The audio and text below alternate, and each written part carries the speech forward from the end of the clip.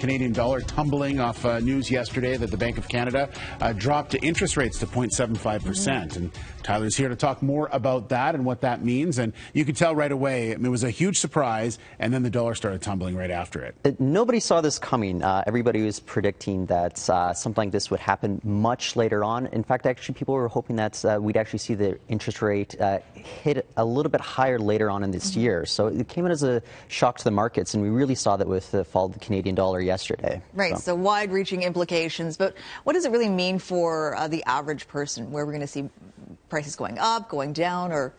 Average person, not so great, I have to be honest. Like the average person going through the store, we're not going to see most prices for stuff going down in any sense. It's really because, Canada imports quite a bit of goods that have already been, produced at this point.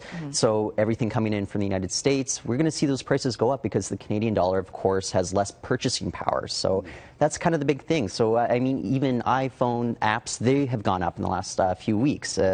Take a look at electronics; those are going to go up. I haven't thought about iPhone apps. Yeah, yeah. But and then I also want food costs are the big one staples, for people. Yeah. Oh, absolutely. Food costs. Keep in mind, Canada, we're biggest producers of, say, lentils and French fries. But unless that's your entire diet, we're going to see prices going up for most things coming into Canada. I'm sure a lot of people are confused by, the Bank of Canada saying yesterday that this is happening because of what's happening with the oil market, and I think that people get confused why we're so tied, us and the United States, so tied to what the oil market is doing. Yes, and a lot of economists and even say the federal government will say, no, we don't have a petrodollar. Yeah. But the fact of the matter, point right to oil. Yes, so they all kind of line up together. So we do see that, with the fall of, because Canada, of course, is very much a commodity-based economy, and of course, oil is one of those commodities have been hot demand for such a long time, and we've seen prices, go through the roof in recent years.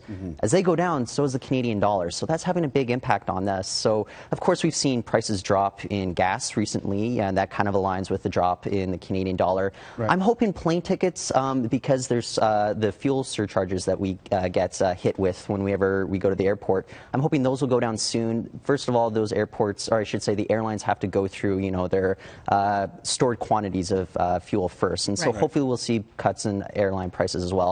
I also want to point out that with the cut in the interest rates, we're already seeing drops in mortgage rates as well. So that's going to be a benefit to homeowners or people looking to refinance their homes as well. Right. You'd have to be careful down the road, though.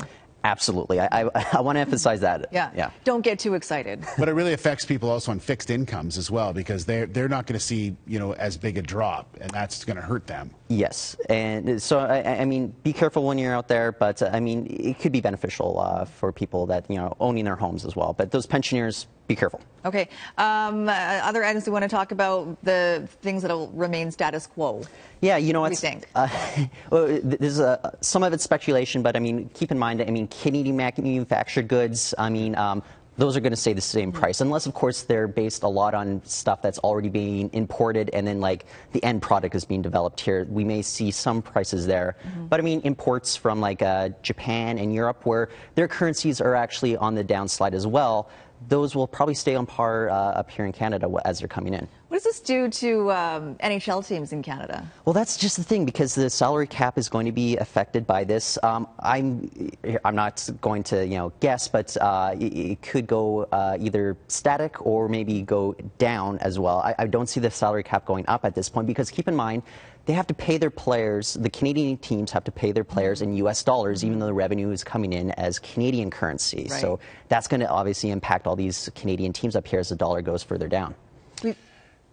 Sir, go ahead. I was just going to say, let's talk about one other thing, and that is tourism, which is obviously a big thing for us in BC, and it's a lot better for Americans coming here to spend their dollars. Tourism and the film industry. Yeah, absolutely. I can tell you, everybody in the film industry, everybody in tourism, they're probably salivating as they saw the interest rate cut yesterday.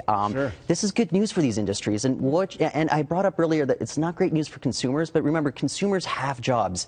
As we can make more jobs, if we can make those salaries more competitive here in Canada, that actually increases our purchasing power as well. I think what people get hung up on when they hear about a low Canadian dollar is back in the late 90s, early 2000s, the Canadian dollar is around 65, 70 cents.